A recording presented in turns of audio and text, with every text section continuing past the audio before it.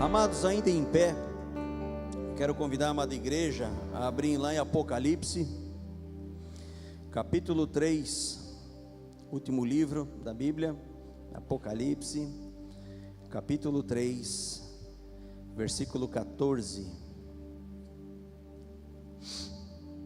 Glória a Deus.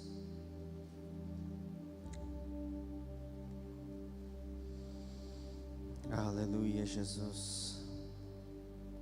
Apocalipse, capítulo 3, versículo 14. Diz assim: ao anjo da igreja em Laodiceia escreve: estas coisas diz o Amém, a testemunha fiel e verdadeira, o princípio da criação de Deus. Conheço as tuas obras, que nem és frio nem quente. Quem dera fosses frio ou quente. Assim, porque és morno e nem és quente nem frio, estou a ponto de vomitar-te da minha boca. Pois dizes: estou rico e abastado, e não preciso de coisa alguma, e nem sabes que és infeliz, que tu és infeliz. Sim, miserável, pobre, cego e nu.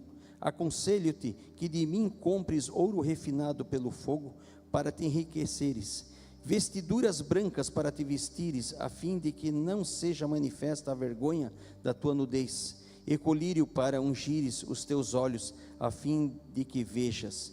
Eu repreendo e disciplino a quantos amo. Sê, pois, zeloso e arrepende-te. Eis que estou à porta e bato. Se alguém ouvir a minha voz e abrir a porta, entrarei em sua casa e cearei com ele e ele comigo. Ao vencedor dar-lhe-ei sentar-me comigo no meu trono, assim como também eu venci e me sentei com o meu Pai no seu trono.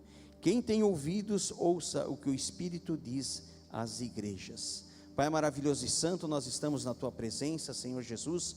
Ministra sobre as nossas vidas, ó Deus, o que tu queres, ó Pai querido, nesse momento, ó Pai. É a tua palavra que está aqui, ó Senhor Jesus. Que cada um, ó Deus, possa receber essa palavra, ó Deus, como um terreno fértil, ó Pai. Em o nome de Jesus, ó Deus. Pai querido, nós pedimos, ó Deus, que tudo seja para o teu louvor, honra e glória. Amém e amém. Você pode sentar, meu amado, minha amada. Glória a Deus. Aqui nós temos essa passagem que fala a respeito das 7 igrejas da Ásia. Jesus, depois que foi morto, ressuscitou, subiu ao céu. A igreja passou por uma grande perseguição, vindo de Roma. Os apóstolos, alguns já foram presos, alguns foram mortos. E aqui nós estamos com a situação de João. João está exilado na ilha de Patmos. E em dado momento, essa ilha no mar Egeu, e em dado momento o Senhor se manifesta na vida de João, trazendo toda uma revelação, trazendo uma mensagem para essas igrejas na Ásia. E meus amados, nós vemos que essa mensagem ela tem um intuito de trazer uma correção e até uma exortação, buscando uma condição espiritual mais adequada para cada igreja. A gente vê, meus queridos, que a igreja de Laodiceia, que tem a cidade pelo mesmo nome, por isso que ela é conhecida por esse nome. Falando um pouquinho dessa cidade, essa cidade ela ficava numa importante rota comercial. Ela era uma cidade de muitos comerciantes, muitos mercadores, e também era uma cidade muito próspera. É uma cidade que tinha um sistema financeiro que se destacava das demais. Vamos dizer assim, como se tivesse muitos bancos ali naquela cidade, porque era um volume de recursos muito grande que transitava na cidade de Laodiceia. A cidade de Laodiceia também era famosa por ter uma das melhores lãs, uma lã escura, que era confeccionada nessa cidade. E essa lã ela era vendida para vários lugares, Então várias cidades compravam essa lã, e era muito famosa no mundo antigo. Digamos assim, ela era uma referência no mundo da moda naquela época. Tanto Laodiceia como Roma. Assim como referência de moda, hoje nós vamos ter cidades referências. Nós vamos ter Paris, vamos ter Milão, vamos ter Nova York. como referência da alta costura, da moda, né, mais avançada, assim era Laodiceia e Roma. Então vocês vejam, meus amados, uma cidade muito próspera. Lá também existia uma escola de medicina voltada basicamente para a oftalmologia, para a saúde dos olhos. Eles produziam em Laodiceia um determinado colírio curativo, que ele ajudava em vários tipos de doenças, né, na visão. Esse colírio era produzido lá. Era uma cidade muito próspera, que tinha também, próximo a ela, as cidades de Hierápolis e Colossos. Hierápolis tinha termas de água quente, e Colossos tinha água na temperatura mais gelada. As fontes que abasteciam Laodiceia eram fontes de água morna, porque essas duas fontes, tanto de uma cidade como de outra, que eram próximas, num raio de 90 quilômetros, elas abasteciam a cidade de Laodiceia. Então, meus amados, nesse breve relato que eu estou passando para vocês, vocês vejam, meus queridos, que uma igreja rica se estabeleceu naquela cidade. Por causa dos recursos, por causa do comércio, por causa da fama dos tecidos, por causa do colírio, da água morna que existia ali, enfim, da rota comercial que passava pela cidade, rotas de grande importância na época. E João aqui fala a respeito dessa cidade, que era uma igreja, vamos dizer assim, que havia muitas pessoas abastadas. O que era a igreja de Laodiceia, afinal de contas? Era uma igreja que temia o Senhor, uma igreja que buscava a presença de Deus, não há dúvida quanto isso. Só que o que acontece? Jesus, quando usa a vida de João para enviar essa carta à igreja de Laodiceia, Jesus não faz nenhum elogio a essa igreja. Diferente de Filadélfia, que Filadélfia era uma igreja mais simples, com pessoas menos instruídas, talvez com poder aquisitivo menor. Diz até um estudo que eu vi de um teólogo que Laodiceia tinha alguns escravos, né? Muita gente que congregava, era uma igreja simples. E Jesus faz observações importantes ali para Laodiceia. Guarda o que tens, isso para a igreja de Laodiceia. Mas para Filadélfia, melhor dizendo, guarda o que tens para a igreja de Filadélfia. Mas para Laodiceia não houve elogios, mas houve uma exortação aqui. Se nós olharmos aqui, meus amados, nós vamos ver que o Senhor diz assim, no versículo 14: conheço as tuas obras, que nem és frio nem quente, quem dera fosse frio ou quente. Assim, porque és morno e nem és quente nem frio, estou a ponto de vomitar-te da minha boca. Vejam, meus amados, que para sair da boca, tem que estar dentro, né? Tem que estar no estômago, tem que estar unido ao Senhor. Então o Senhor, o que? Essa igreja estava em Cristo, mas o Senhor fez uma avaliação dela, ou seja, ela foi reprovada. O Senhor não poderia dizer que ia vomitar, estou a ponto de vomitar-te, até um tema assim, uma palavra mais, né, um pouquinho pesada, mas foi essa mesma forma que o Senhor tratou essa igreja, ou seja, vocês estão sendo reprovados, porque se vocês fossem frios, né, vocês talvez teriam a condição de buscar mais a direção, mais a presença de Deus, mas como vocês não são quentes, e vocês não são frios, vocês são mornos. E aqui está, meus amados, o maior perigo de uma igreja morna.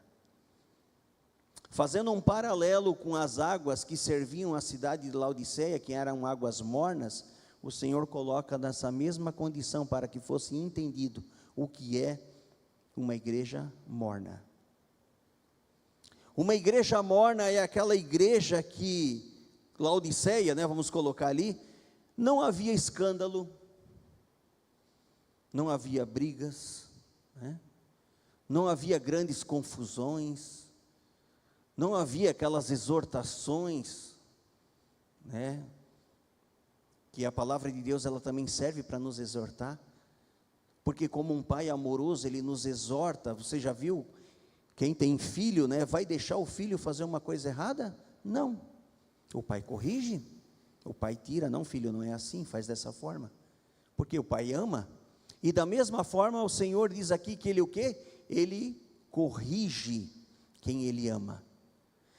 E o que me chama a atenção aqui, meus amados, é como o Senhor coloca essa situação, porque Laodiceia, ela tinha muitos recursos, mas ela era pobre. Ela tinha colírio para os olhos, para curar enfermidades, mas era cega.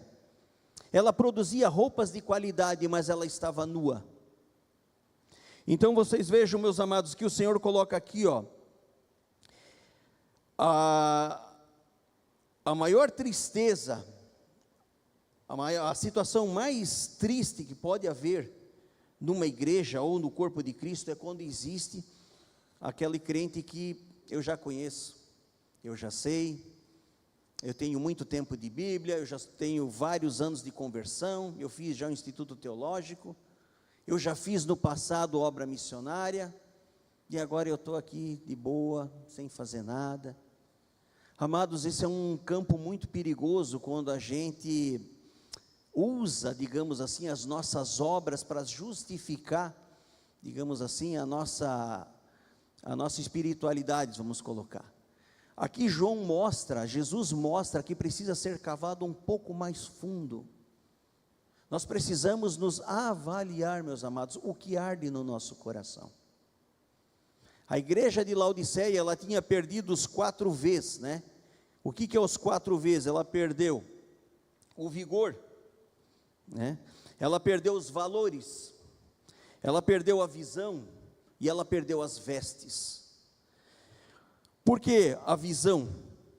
Porque por ela ser uma cidade que havia muitos mercadores, muitas pessoas transitavam ali nessa cidade, e existia também muitas culturas, e para a igreja estava tudo bom, não vamos bater de frente, deixa assim mesmo, é tudo válido, vamos servir ao Senhor.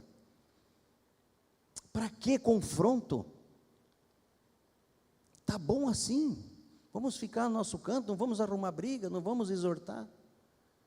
Mas o Senhor fala aqui claramente, o Senhor dá um conselho para a igreja, isso que eu acho maravilhoso, porque o Senhor Jesus, tendo autoridade, Ele podia impor, mas no versículo 18 Ele diz: aconselho-te que de mim compres ouro refinado pelo fogo, para enriqueceres, vestiduras brancas para te vestires, a fim de que não seja manifesta a vergonha da tua nudez, e colírio para ungires os teus olhos, a fim de que vejas.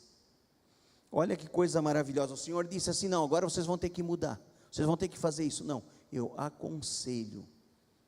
Por quê? Porque o Senhor novamente, como um bom cavalheiro, como um homem amoroso, né, como um pai que corrige em amor, novamente Ele respeita o livre-arbítrio.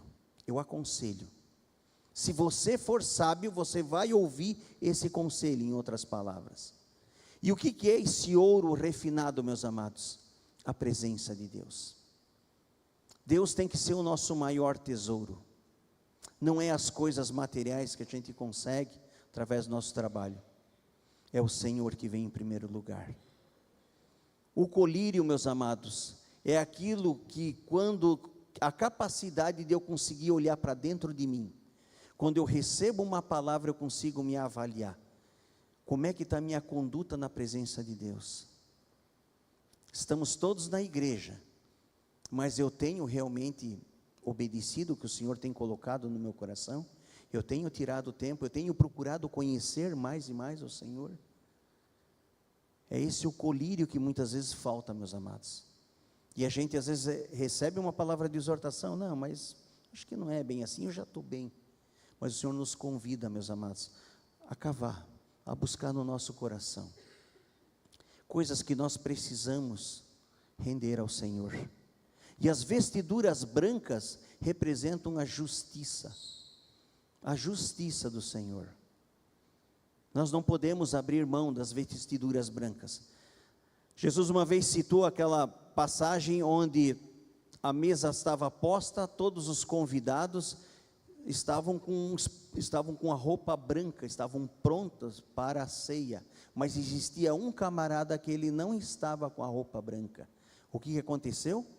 Aquele senhor disse: por que você não está com a roupa branca, com as vestiduras para ceiar? O que acontece? Ele foi lançado nas trevas exteriores, onde há ranger de dentes, né, e choro. Ou seja, ele foi reprovado. Por quê? Porque ele estava com as vestes sujas, ele não lavou as suas vestes no sangue do Cordeiro. Vocês vejam como é sério isso, meus amados. E a palavra de Deus diz assim, aquele que perseverar até o fim. Por isso que nós temos que perseverar. Por isso que o Senhor, amando a igreja de Laodiceia, Ele diz: aconselho-te que compre ouro. É uma mensagem, é um recado que o Senhor diz: vocês não estão perdidos, porque eu amo vocês, mas mudem, larguem as práticas. Vocês se mesclaram com os costumes da cidade, com a riqueza, com a vida boa. Laodiceia representa muitas igrejas hoje, pastores, né, que só pensam em tudo, menos em ganhar almas. Irmãos que, eu já estou na igreja, eu já faço a minha parte, está tudo bem, não procuram cavar: Senhor, eis-me aqui, o que tu queres de mim? Para que haja o quê? Ouro refinado, que as nossas vestes estejam brancas. Vocês vejam, meus queridos, que a igreja de Laodiceia é uma igreja, como tantas outras que a gente conhece. Mas o que o Senhor quer? Transformação. Seguindo ali a passagem, ele diz, né? Eis que estou à porta, o versículo 20, eis que estou à porta e bato: se alguém ouvir a minha voz e abrir a porta, entrarei em sua casa e cearei com ele e ele comigo. Que porta é essa, meus amados? É a porta da igreja? É a porta do nosso coração. Jesus está na igreja, mas nem todas as portas estão abertas, nem todas as portas escutam o chamado Jesus batendo. Por quê? Porque os nossos ouvidos estão presos demais nos sons lá de fora, no brilho que contagia lá de fora, nos nossos interesses, nos nossos desejos, e o Senhor está na porta batendo. Pastor, mas eu já tenho 50 anos de igreja. Não interessa. Tem muita gente que está na igreja, mas ainda não teve uma real experiência com o Senhor. Então, meus amados, aqui a palavra de Deus chama para esse compromisso. Tempo de igreja, trabalhar em igreja não garante salvação. Aceitar Jesus, se eu não me mantenho firme na palavra, não garante que eu vou para o céu. Simples assim, irmãos. Laodiceia era uma igreja certinha, uma igreja rica, uma igreja próspera. Eu acredito que de repente eles até ajudavam com caridade, com dinheiro, porque eles era uma cidade tão próspera, e os membros daquela igreja da mesma forma, tão próspero, que conta, segundo os teólogos, depois que teve um terremoto na cidade de Laodiceia, foi a única cidade do império que rejeitou a ajuda do governo de Roma. Ela mesma tinha recursos para reconstruir toda a cidade, e ela fez isso. Olha aqui como é que era, os milionários da época ali. Então era uma igreja que vivia, né? Tá tudo bem, mas o Senhor a reprovou. E aqui, meus amados, a gente vê, porque o Senhor foi enfático quando Ele disse ali, no 17, pois dizes, estou rico e abastado, e não preciso de coisa alguma, nem sabes que és infeliz, sim, miserável, pobre, cego e nu. Palavra dura para essa igreja. E ali, meus amados, o Senhor traz, né, no 21, ao vencedor dar-lhe-ei sentar-se comigo no meu trono, assim como também eu venci e me sentei com meu Pai no seu trono. Quem tem ouvidos, ouça o que o Espírito diz às igrejas. É interessante porque eu estava vendo até um pastor da presbiteriana, ele comentou que o Senhor Jesus, ele Ele bate a porta através das circunstâncias, mas nos chama através das Escrituras. O que isso significa? Quando a gente passa a situação de dificuldade, a gente tem que saber quem é o Senhor para nós. Nós devemos nos posicionar. E a Escritura nos norteia.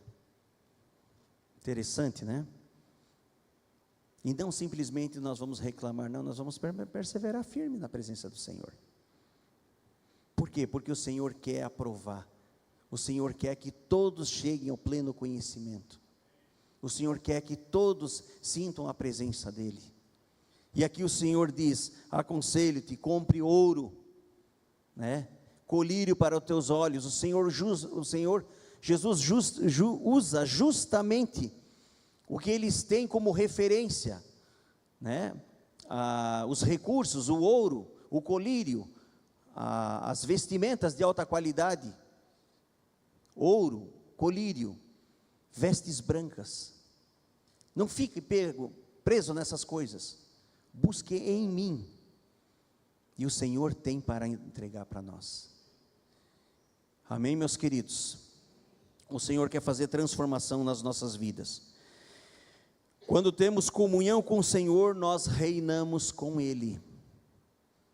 Precisamos desenvolver essa comunhão dia a dia, meus amados.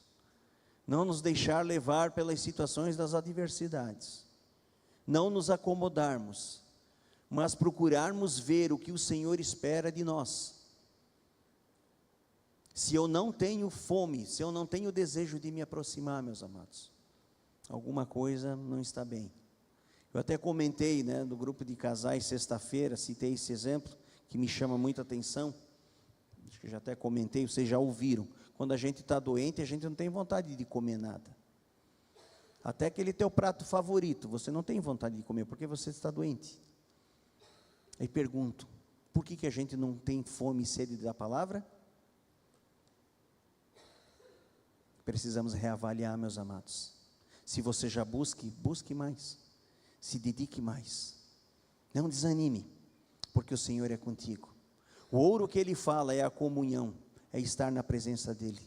O Senhor é o nosso maior tesouro. Não há nada mais importante ou mais precioso do que estar na presença de Deus. Amém, meus amados?